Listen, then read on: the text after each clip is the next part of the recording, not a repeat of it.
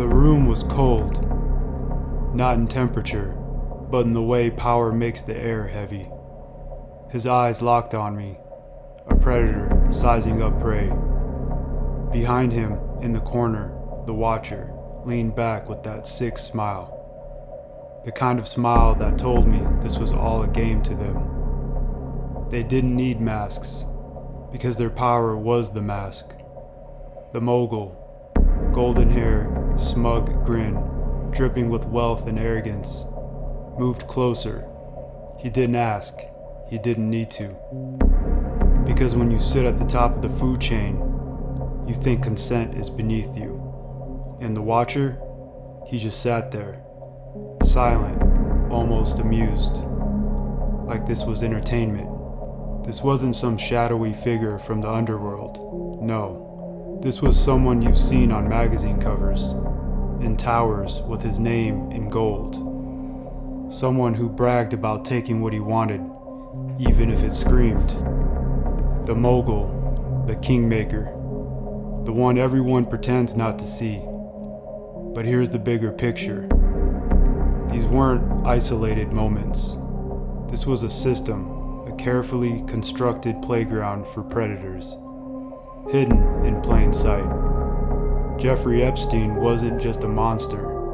He was a facilitator, a gatekeeper who knew the darkest appetites of the elite and made sure those appetites were fed, and who circled him. Politicians, royalty, bankers, CEOs, celebrities. Some came for the parties, some came for the deals, and some came for something far darker. Ask yourself, why did so many powerful men keep showing up on his flight logs? Why did his black book read like the guest list to a global empire? And more importantly, why is it, even now, so few names ever make it to the courtroom? Epstein wasn't just running an operation. He was running insurance. Every whispered secret, every hidden camera, every encounter, archived, tucked away like bargaining chips. So when the mogul stood there, brazen with Epstein watching, maybe it wasn't just an act of power. Maybe it was a contract. A silent deal that said, I own you now. I have the footage. You'll never betray me. And yet, Epstein didn't live to tell the full story. He didn't make it to trial. He didn't get to reveal who. Or maybe that was the point. Think about it. Towers of wealth built on sand.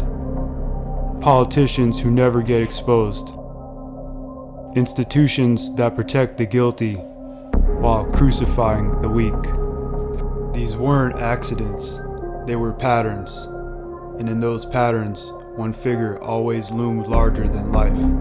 The mogul, a man who lived for the cameras, but knew the darkest rooms had no lights. A man who boasted about grabbing what wasn't his. A man who rose to power with the watcher smiling behind him. Coincidence or design? Here's what the media won't tell you. When Epstein was arrested, there were fears, real fears, that his client list would shatter the foundations of politics and finance. Yet, what did we see? A carefully managed narrative, a story about one man, while the rest of the network slithered back into the shadows. But those shadows still breathe, and those names will walk free. The survivor's voice echoes. He preyed on me, and Epstein watched. And you realize whether it was one woman or 10 or hundreds, the story isn't just about victims. It's about how predators are protected by systems, how silence is bought, how power writes the rules of morality. So when you see the mogul smiling on stage, when you see the crowd chanting his name, ask yourself, what's really behind that mask?